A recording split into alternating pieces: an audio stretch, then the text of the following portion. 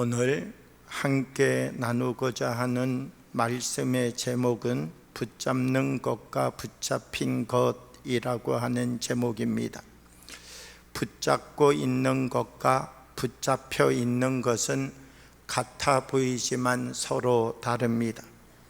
내가 붙잡고 있다라고 말할 때 내가 붙잡고 있는 것은 손을 놓기만 하면 이제 더 이상 붙잡은 것이 아닙니다. 아무리 굳세게 붙잡았다 할지라도 내가 내 손을 놓는 순간 내가 붙잡고 있는 것과 나와는 아무 상관없는 것이 됩니다. 그러나 붙잡혀 있는 것은 다릅니다. 붙잡혀 있으면 내가 하고 싶은 말이 있지만 내가 하고 싶은 대로 말할 수 없습니다. 내가 가고 싶은 곳 있지만 내가 가고 싶은 대로 갈 수 없습니다.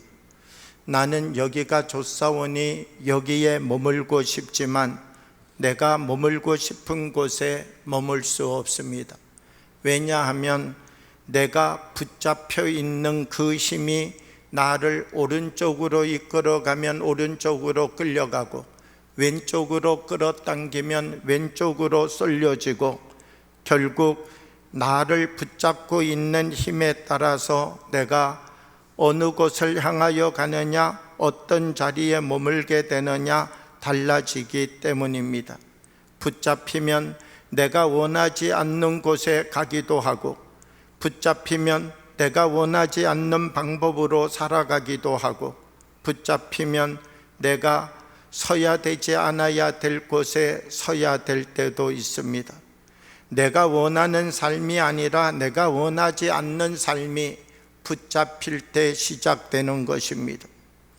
나를 붙잡고 있는 힘이 나를 어디로 이끌어 가시는가, 거기에 따라서 나의 인생의 삶이 달라지는 것, 그것이 붙잡힌 사람의 인생입니다. 오늘 성경의 말씀을 보면 사도 바울은 나는 예수께 붙잡혔다 이렇게 고백하고 있습니다.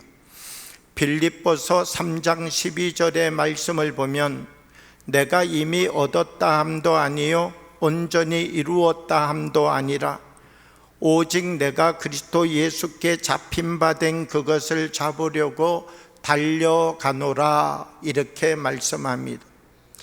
요 말씀만 우리가 읽게 되면 그리스도 예수께 잡힌 바 된 그것을 잡으려고 달려간다, 좀 우리가 이해하기에 마음에 와서 탁 닿지 않습니다.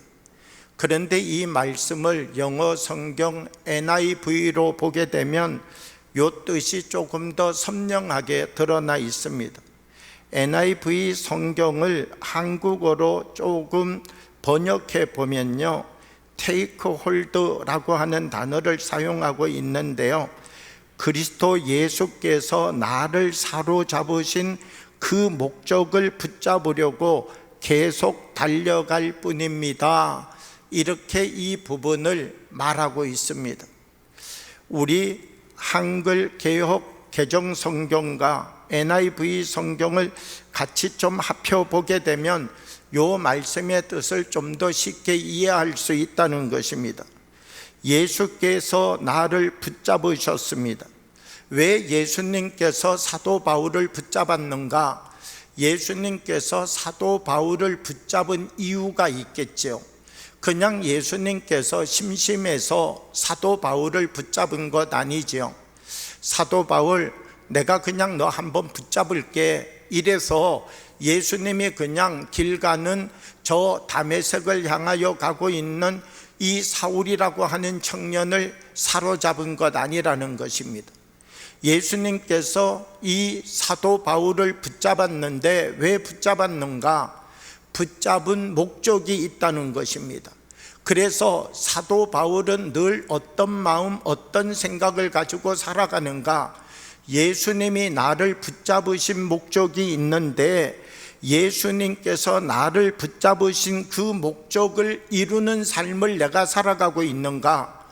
예수님께서 나를 붙잡은 목적과 그 이유가 있는데 예수님께서 나를 붙잡은 목적에 맞는 것을 이루기 위하여서 나는 달려가고 있는가, 이것을 늘 생각하고 점검하며 살아가는 것이 사도 바울 자기 자신임을 말씀하고 있다는 것입니다.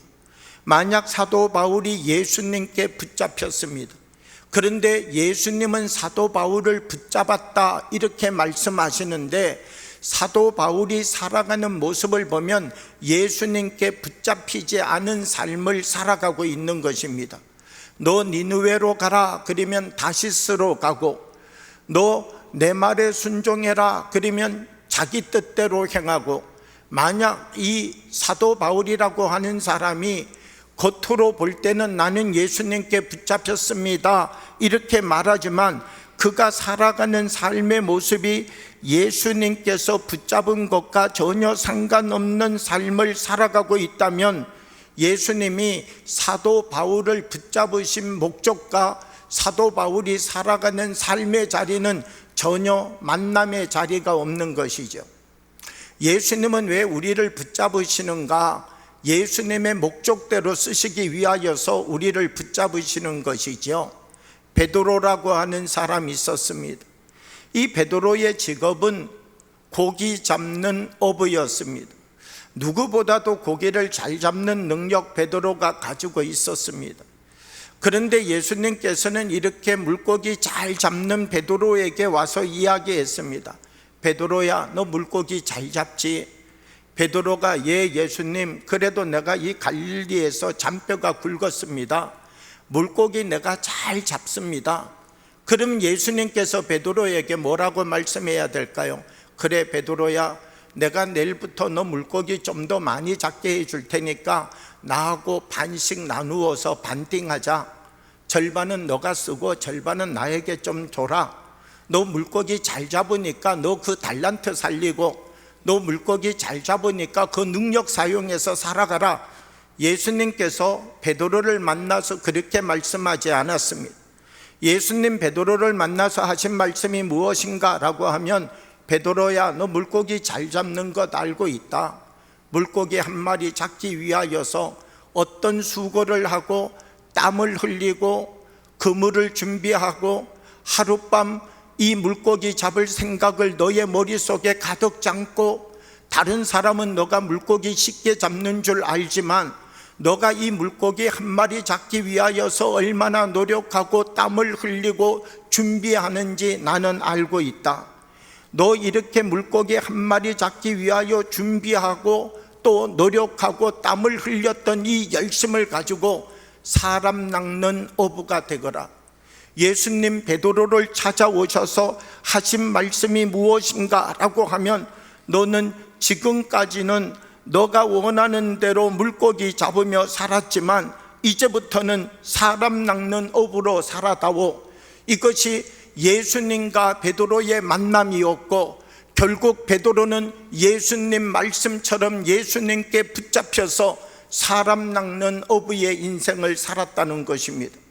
우리가 예수님께 붙잡힌다라고 하는 것은 무엇인가 라고 하면, 예수님께 붙잡히면 내가 하고 싶은 것 더 잘하고, 예수님께 붙잡히면 내게 있는 은사 더 깊이 사용되어지고, 내가 원하는 길, 내가 원하는 삶, 내가 원하는 성공이 이루어지는 것 아니라, 내가 예수님께 붙잡히면 예수님의 삶이 나의 삶을 통하여 나타나기 시작한다는 것, 그것이 예수님께 붙잡힌 사람의 특징인 것이지요. 삭개오라고 하는 사람이 있었습니다. 자기 생각, 자기 욕심대로 살던 사람이었습니다. 이 삭개오, 예수님을 만나고 난 다음 어떤 일이 생기게 되었는가? 예수님께 붙잡히게 되었습니다. 물질이라면 생명을 내어놓더라도 지켰던 이 삭개오라고 하는 사람, 찔려도 피 한 방울 안 날 만큼 돈에 대하여서 냉혹했던 사람, 이 사람이 예수님께 붙잡히고 나니까 우선순위도 바뀌고 세상을 보는 눈도 바뀌고 세상을 살아가는 방법도 바뀌었습니다. 어제까지 매국노라는 이야기 듣고 어제까지 손가락질 받았던 이 사람이 예수님께 쓰임받는 사람이 된가 동시에 사람들로부터 사랑받고 칭송받는 사람이 되었다는 것입니다. 한 사람의 인생이 무엇에 붙잡혀 있느냐, 여기에 따라서 그 사람의 인생과 그 사람의 삶이 달라진다는 것입니다. 무엇에 우리가 붙잡혀 있는가? 우리는 인생의 삶을 살아가면서 정말 예수님께 붙잡힌 인생의 삶을 살아가고 있는가? 그러지 아니하면 우리는 인생의 삶을 살아가면서 예수님께 붙잡혔다고 고백하고 예수님의 사람이라고 사람들에게 증언하며 살아가지만 결국 내 자신에게 붙잡힌 울타리를 넘어서지 못한 채 살아가고 있는 믿음과 신앙의 사람은 아닌가 점검해 보아야 된다는 것입니다. 제가 잘 아는 의사 선생님이 있습니다. 그런데 이 의사 선생님과 이야기를 나누다 보면요, 환자들을 치료해 가는데 어려움을 겪을 때가 종종 있다, 이런 이야기를 합니다. 환자가 아픔을 호소하게 되면 약을 지어주는데요, 2달치 약을 지어준다는 것입니다. 이 2달치 약 가지고 가서 이 약을 먹고 2달 뒤에 다시 오십시오. 그래서 2달 뒤에 병원에 오면 2달 동안 약을 먹게 되면 증상의 차도가 좀 있어야 되는데, 그 병에 호전이 좀 생겨야 되는데 여전히 똑같이 아프고 여전히 똑같이 힘들다, 이렇게 말을 한다는 것이죠. 분명 이 약을 먹으면 효과가 있어야 되는데 효과가 나타나지 않고 있다라고 하는 겁니다. 이 약이 이 환자분하고 잘 맞지 않나? 약을 바꿔줘야 되나? 그러면서 이 환자분하고 이야기를 나눠보면 그 환자분이 엉뚱한 얘기를 할 때가 있다는 거예요. 어떤 엉뚱한 이야기를 하는가라고 하면, 의사 선생님이 처방해 준 약을 집에 가지고 갔는데 우리 집사람이 약 먹을 때마다 약 봉투를 들고서는 이것은 먹으면 머리가 나빠져서 안 되고, 이거는 너무 독해서 먹으면 안 되고, 이거는 부작용이 있어서 먹으면 안 되고, 이거는 간에 안 좋으니까 먹으면 안 되고, 그래서 아내가 요 약도 빼고 저 약도 빼고 이 약도 빼고 나머지 약만 먹으라고 준다는 것입니다. 그런데 그 약을 2달 동안 먹고 왔는데 병의 증상이 아무것도 나은 게 없다라고 하는 이야기였습니다. 아무리 의사 선생님이 좋은 약을 처방해 주더라도 그 환자를 붙잡고 있는 것은 아내였구나, 아내의 생각이 어떠하냐에 따라서 아무리 좋은 약을 처방해 주더라도 이 약을 환자에게 주느냐 주지 않느냐를 아내가 결정하는 것이구나. 제일 마지막에 이 약을 가지고 움직여내는 사람이 누구인가가 중요하구나, 그걸 깨달았다는 것이죠. 저는 그 이야기를 들으면서 우리의 영적인 모습도 그와 같다 생각하였습니다. 예배를 드리면 하나님이 주시는 은혜가 있습니다. 찬양을 부르면 하나님께서 우리의 마음을 망치로 두드리듯이 우리의 마음의 문을 쿵쿵 두드리면서 그 찬양의 소리가 우리의 입술로 부르는 노래가 아니라 이 찬양의 소리가 살아서 우리의 심금을 울리는 하나님의 음성으로 우리의 마음과 우리의 길을 열을 때가 있는 것이죠. 얼마나 은혜를 받는지 모릅니다. 그런데 중요한 것은 제일 마지막 예배를 마치고 돌아갈 때는 내 느낌, 내 감정, 내가 붙잡고 있는 그것만큼만 받아들이는 것입니다.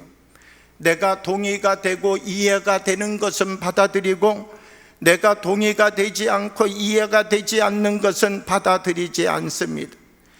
제일 마지막 내가 붙잡혀 있는 자리가 결국 내 모습인 것이지요.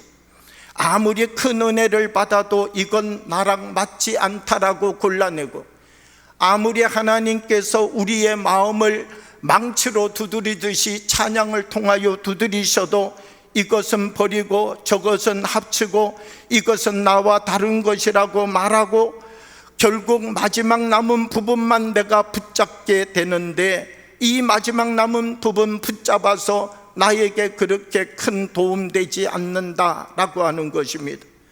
결국 하나님 말씀 앞에 붙잡히고 하나님이 우리에게 주시는 성령의 능력에 붙잡히는 것 같지만 결국 자기에게 붙잡혀 있는 울타리를 넘어가지 못하고 있는 것이지요. 우리들 한 사람 한 사람 하나님이 주시는 참된 은혜에 사로잡히는 사람이 되어야 된다는 것입니다. 우리의 인생의 삶을 바꾸어 가기 원한다면 하나님께 붙잡히는 사람이 되어야 된다는 것입니다. 사울이라고 하는 왕이 있었습니다. 이스라엘의 초대 왕이 되었습니다. 저 아말렉과 전쟁을 벌이게 되었습니다. 이스라엘이라고 하는 나라는 이제 신생 국가입니다. 왜냐하면 왕을 처음 세웠으니까요. 아말렉이라고 하는 국가는 전투력이 있는 국가입니다. 아말렉과 이스라엘이 싸우게 되면 서로 가지고 있는 무기를 비교하고 서로 가지고 있는 전투의 능력을 볼 때 이스라엘은 아말렉의 상대가 되지 않습니다. 그럼 아말렉과의 전쟁에서 이스라엘이 어떻게 이긴 것입니까? 하나님이 도우셔서 이긴 것이죠. 하나님께서 이스라엘을 붙잡아 주셔서 이긴 것이죠. 그러면 이렇게 이기고 난 다음 어떻게 해야 됩니까? 하나님 말씀대로 하여야죠. 하나님은 사무엘을 통하여서 사울 왕에게 말했습니다. 너가 저 아말렉과의 전투에서 승리를 하게 된다면 너의 모든 것, 너가 아말렉으로부터 빼앗은 모든 것을 다 몰아여 버려라. 거기에는 우상이 새겨져 있고 거기에는 잘못 너희가 받아들이게 되면 이스라엘 백성들이 아말렉의 문화를 쫓아가게 되고 아말렉 사람들을 너희가 붙잡아서 이긴 것 같지만 이 정착생활, 농경생활을 너희보다 먼저 하고 있었던 아말렉의 문명을 받아들이게 됨으로 말미암아 너는 아말렉에게 종속될 것이다. 그러므로 아말렉과의 전투에서 이기게 되면 모든 것을 다 멸절해야 된다. 이게 하나님의 말씀이었죠. 그런데 사울왕은 어떻게 합니까? 사울왕은요, 먼저 아말렉 왕이었던 아각이라고 하는 사람을 살려둡니다. 그리고 난 다음 소도 양도 기름진 것들도 돈이 나갈 만한 것들도 진멸하지 않고 다 남겨두었습니다. 왜 이런 것을 남겼을까요? 사울왕의 입장에서 생각해 보면 저 모든 것을 불살라버리라고 말하는 사무엘의 말보다는 자기가 가지고 있는 이 생각이 더 현명하고 합리적인 것이라고 생각했기 때문인 것이죠. 이 좋은 것을 왜 불살라버려? 이 좋은 것들을 왜 다 죽여? 이것 나중에 가지고 있다가 필요할 때 쓰면 되지, 필요할 때 쓰면 되는 것들을 왜 이렇게 다 죽이고 다 불살라버리라 그러는 거야? 어떻게 보면 사울왕의 입장과 사울왕의 말이 더 합리적이고 현실적이고 설득력이 있는 이야기처럼 들릴 수 있습니다. 그러나 성경은 우리에게 누구의 말이 더 합리적이냐, 누구의 말이 더 현실적이냐, 누구의 말이 누구를 더 이해시킬 수 있는 말이냐, 이걸 묻고 있는 것이 아닙니다. 무엇에 붙잡혀 있느냐를 묻고 있는 것이죠. 사울왕이 왜 점점 쇠하여지기 시작합니까? 하나님께 붙잡혀 있는 것 같지만 자기 자신에게 붙잡힌 삶을 살아갈 때 그의 인생의 삶이 점점 불행의 삶으로 바뀌었다는 것이죠. 사람들이 볼 때는 사울왕 하나님께 붙잡힌 사람 같습니다. 그가 걸음을 걷는 것도, 그가 왕관을 쓰고 있는 것도, 그가 우람한 모습으로 백성 앞에 나타나는 것도 하나님을 의지하는 사람 같습니다. 그러나 그는 하나님께 붙잡힌 사람이 아니라 결국 자기의 생각대로, 자기의 방법대로, 자기가 원하는 대로 전혀 붙잡힘의 힘이 나타나지 않는 인생의 삶을 살아가고 있는 사람이 사울이라고 하는 사람이었다는 것입니다. 우리는 삶을 살아가면서 하나님께 붙잡힌 힘이 나타나고 있는가? 하나님이 나를 붙잡으셨다라고 말하는데 나는 정말 내가 원하는 대로 살지 않고 내가 하고 싶은 방향대로 가지 못하고 나는 내가 멈추고 싶은 자리에서도 주님이 이끄시면 계속 가고 하나님의 붙잡으심의 힘이 나의 인생의 삶 속에 나타나고 있는가? 오늘도 하나님께서 우리를 붙잡으셔서 하나님의 선한 일에 사용하기 원하시는데 하나님의 그 부르심에 우리는 오늘도 믿음으로 응답하고 있는가? 우리의 붙잡힘을 다시 한번 살펴보아야 된다는 것이죠. 하나님께 붙잡혔다 고백하지만 내 자신에 붙잡혀 있다면 우리는 붙잡힘의 자리를 바꿔낼 수 있는 사람들이 되어야 된다는 것입니다. 빌립보서 3장 13절 말씀을 보면 형제들아 나는 아직 내가 잡은 줄로 여기지 아니하고 오직 한 일 즉 뒤에 있는 것은 잊어버리고 앞에 있는 것을 잡으려고 말씀합니다. 내가 하나님께 붙잡힌 삶을 살아가려고 하는데 하나님께 붙잡힌 삶을 어떻게 살아가는가?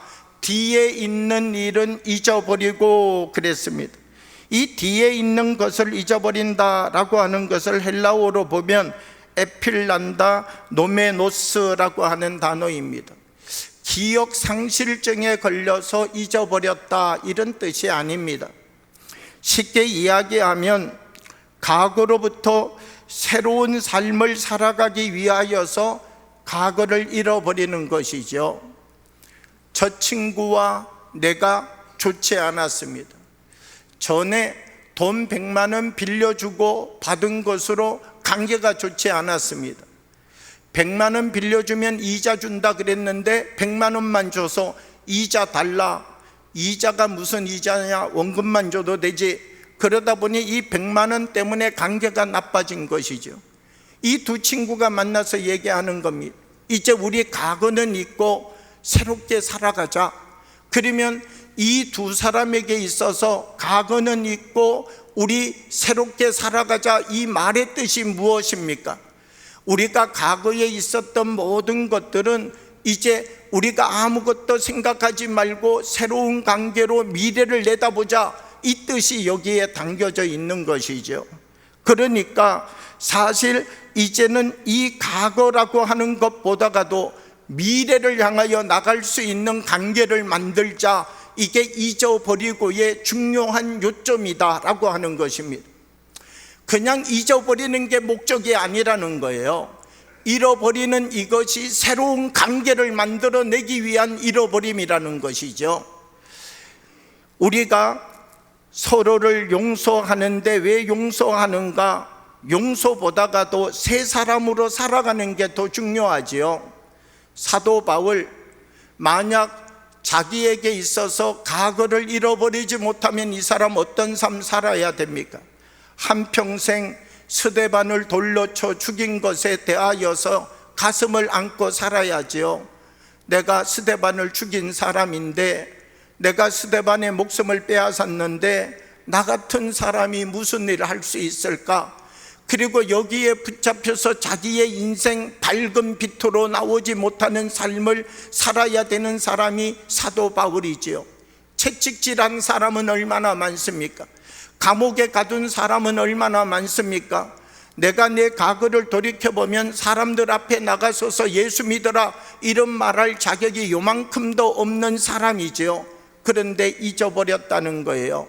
내가 왜 잊어버렸는가? 하나님이 나를 붙잡으신 하나님의 목적대로 삶을 살아가기 위하여서, 하나님이 나를 붙잡으신 그 목적에 맞추어서 나도 예수님을 붙잡고 나의 인생의 삶을 살아가기 위하여서 나의 모든 과거의 것들을 잃어버렸다, 내려놓았다, 이렇게 말씀하고 있다는 것입니다. 내가 저 사람에게 전에 상처를 주었습니다. 그래서 저 사람에게 말했습니다. 잘못했습니다. 그렇게 이야기를 하였는데 새 사람이 되지는 않았습니다. 잘못했다라고 이야기도 하고 사과도 했는데 새 사람이 되지는 않았습니다. 여전히 과거의 그 사람으로 살아가고 있습니다. 그래서 여전히 또 다른 상처를 주기도 하고 또 다른 아픔을 주기도 하고 또 다른 고통을 주기도 하는 사람으로 살아가고 있는 것입니다. 이 사람 잘못했다라고 이야기하는 게 중요할까요? 새 사람이 되는 것 중요할까요? 자기의 과거로부터 새로운 삶을 향하여 나갈 수 있는 새로운 출발의 자리가 이 사람에게 있어야 되는 것이죠. 앞으로 나오지 못하고 과거의 그 사람으로 오늘을 산다라고 하는 것이 무엇인가? 과거 속에 묶여 있다라고 하는 것입니다. 우리 그리스도인들은 무엇이 있어야 되는가? 한 사람 한 사람 과거로부터 하나님이 주시는 새 사람을 향하여 나오는 삶이 있어야 된다는 것입니다. 무엇이 나를 붙잡고 있고 무엇이 나를 결박하고 있고 어떤 힘이 나를 사로잡고 있는지를 알아서 그 힘으로부터 하나님이 주시는 새 인생의 삶을 살아갈 수 있는 자리로 나오는 사람이 되어야 되는 것이죠. 한 뱃사공이 저녁 늦게까지 술을 먹었습니다. 얼마나 술을 많이 먹었는지 거의 인사불성이 되었습니다. 배를 타고 집에 가야 되겠다. 그리고 와서 이 사공이 배 위에 올랐습니다. 노를 저어서 강 건너편 자기 집을 향하여 가다가 너무나 술을 많이 먹고 노를 젓다 그냥 잠들어 버렸습니다. 한참이 지나고 눈을 떴는데 너무나 놀랐습니다. 배가 물 위에 떠내려가고 있었기 때문입니다. 흐릿한 미명, 눈을 떠서 여기저기를 살펴보았는데요, 정신을 차리고 다시 보았더니 배는 여전히 그 자리에 있었습니다. 왜냐하면 배의 밧줄을 풀지 않았기 때문이었습니다. 노도 젓고 열심히 이 뱃속에 오랫동안 머물러 있었지만 배는 여전히 그 자리에 가만히 있었다는 것입니다. 왜? 밧줄을 풀지 않았기 때문인 것이죠. 밧줄을 풀지 않고 아무리 열심히 노를 져도 배는 앞을 향하여 갈 수 없다는 것입니다. 우리가 새로운 사람으로 살아가기 위하여서는 무엇이 필요한가? 우리를 붙잡고 있는 그 힘이 어떤 힘이고 우리를 붙잡고 있는 그 힘이 어떤 나에게 영향력을 미치고 있는가를 점검하고 돌이켜 보아야 된다는 것입니다. 사도 바울은 그러므로 어떤 자세를 가지고 살아가고 있는가? 오늘 말씀을 보면 앞에 있는 것을 잡으려고 이 자세를 가지고 살아가고 있다는 것입니다. 이 앞에 있는 것을 잡으려고 하는 이 말씀이 헬라어의 뜻으로 보면 그렇습니다.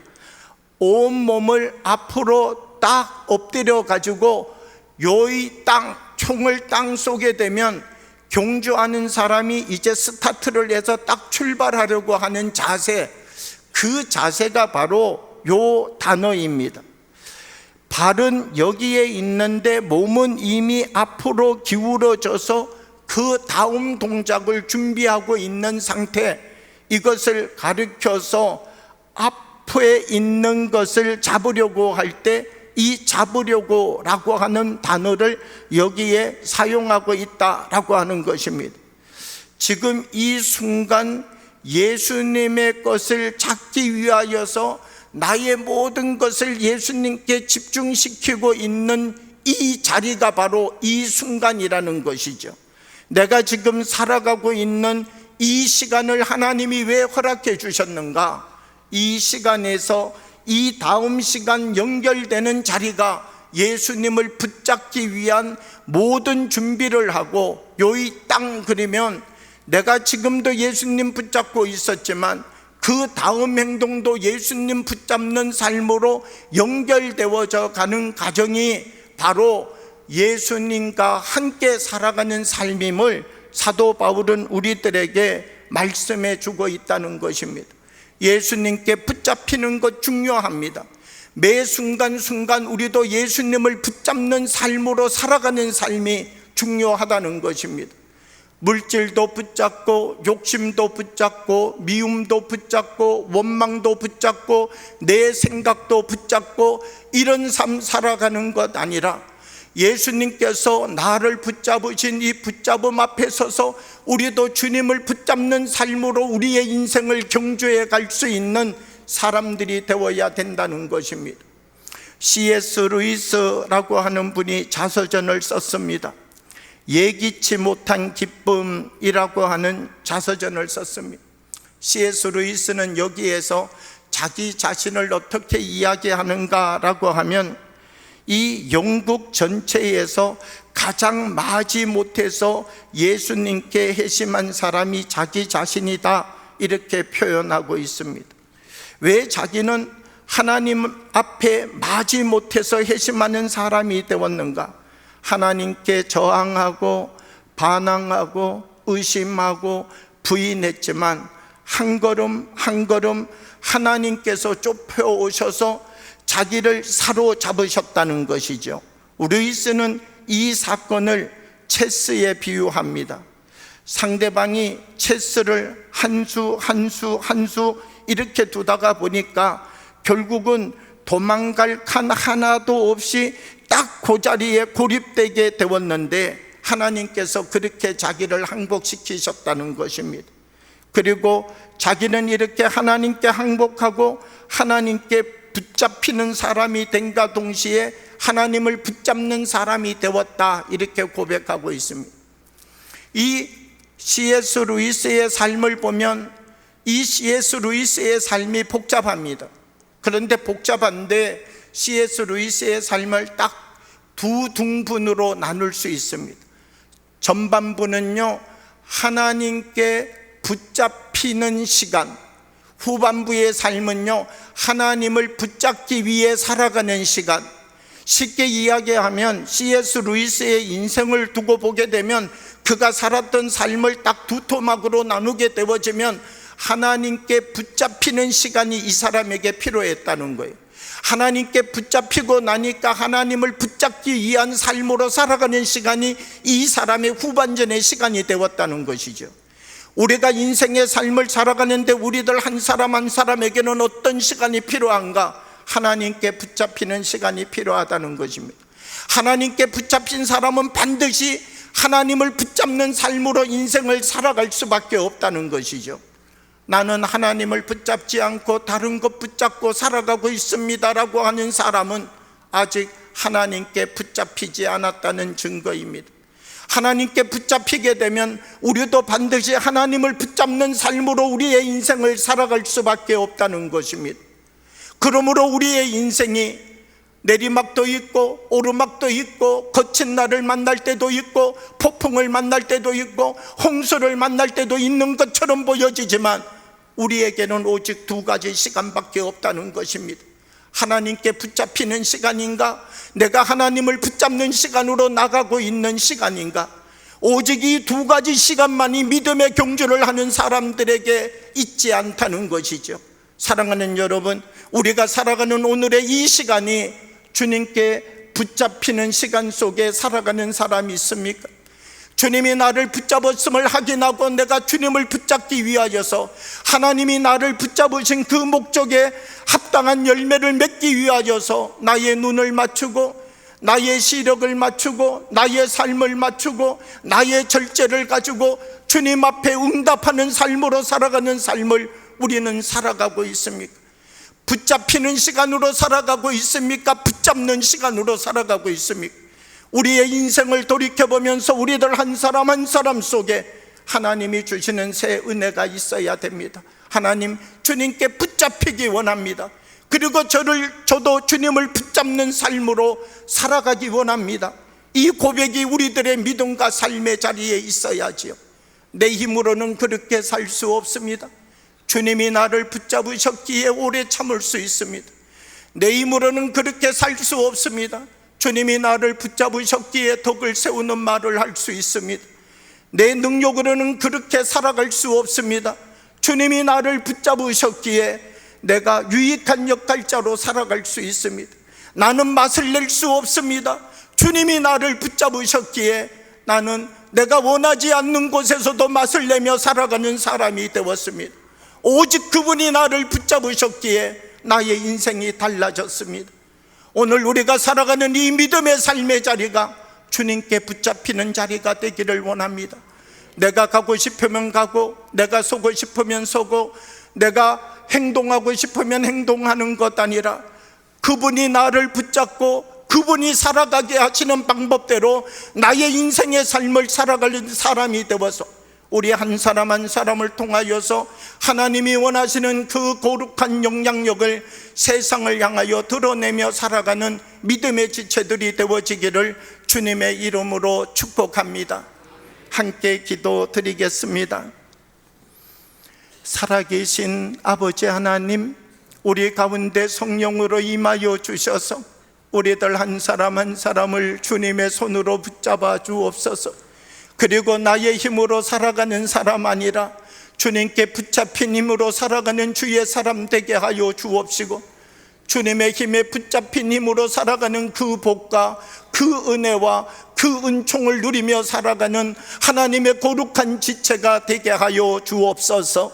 예수님 이름으로 기도하옵나이다. 아멘.